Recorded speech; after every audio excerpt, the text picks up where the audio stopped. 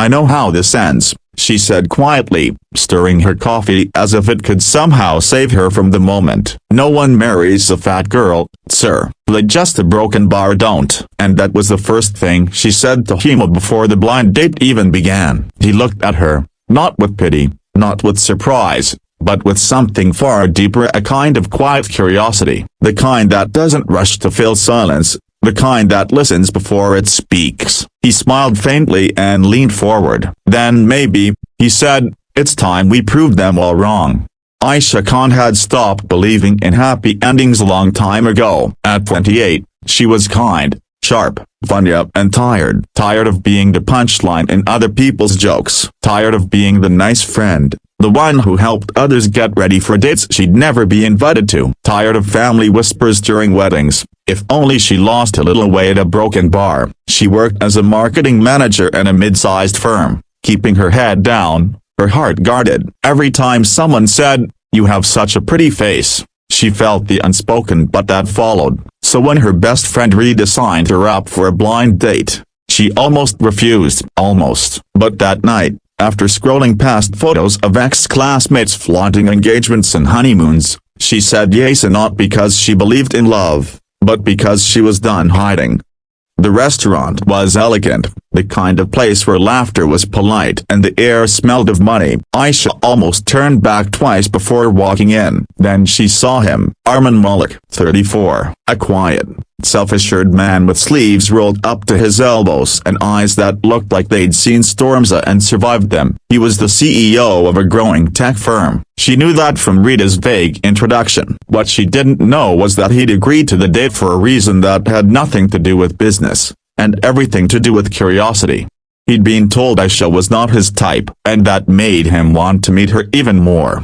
Their conversation started awkwardly. Aisha fumbled her words, dropped her spoon, and at one point, apologized for ordering dessert. When he asked why she apologized, she said the line that broke something inside him. Because everyone stares when a fat girl orders dessert. He looked at her for a long time. Then he said softly, "Let them stare. You earned it." Something shifted. The air between them changed. By the end of the night, he wasn't thinking about her body, her weight, or what society thought. He was thinking about how her laughter filled spaces, how her eyes softened when she talked about books, how she truly listened when he spoke about his late mother.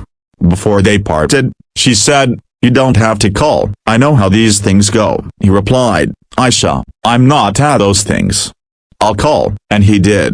Days turned into weeks. Weeks turned into something neither of them had planned for. Aisha found herself looking forward to his texts, to the small ones that said, "Don't forget to eat," or "I'm proud of you." Arman found himself smiling at his phone more often than at his spreadsheets. But the world isn't kind to stories that don't fit the mold. Rumors started in his office when Aisha visited once. A woman from HR whispered, "She's a broken bar, not exactly CEO material, is she?" Someone else laughed. "Guess he's into charity now." Aisha overheard, and that night, she cried silently, not because of their words, but because deep down, part of her believed them. She didn't answer Arman's calls for 3 days. When he finally showed up at her door, drenched from rain, she broke down. "Arman, this isn't fair to you. People talk, they'll never stop. I don't want to be your embarrassment." He cupped her face gently. "You're not my embarrassment, Aisha, you're my peace." Still, love wasn't enough without courage. When his company hosted an annual gala, she almost refused to attend as his date. "They'll stare," she whispered. He smiled. "Then let's give them something worth staring at." That night, when she walked in wearing a deep blue gown that shimmered under the lights, every head turned, not because she was the fat girl, but because she was radiant, glowing with quiet confidence and love. Arman didn't leave her side once. When someone muttered something cruel under their breath, he turned, placed his arm around her, and said loudly enough for everyone to hear, "You're looking at the woman I'm going to marry." The room went silent. Then came applause. Aisha's eyes filled with tears, not because she needed validation, but because, for the first time in her life, she felt seen, truly seen. Months later, when he proposed, he did it in the simplest way possible. In the same Café Tilde copyright where they'd met, He slid a small ring box across the table. She looked at him through tears. Are you sure? You deserve some, Ania. He stopped her mid-sentence. Someone what? Smaller? Thinner? Perfect? He shook his head. I don't want perfect, Aisha. I want real, and you are the most real thing that's ever happened to me. She said yes.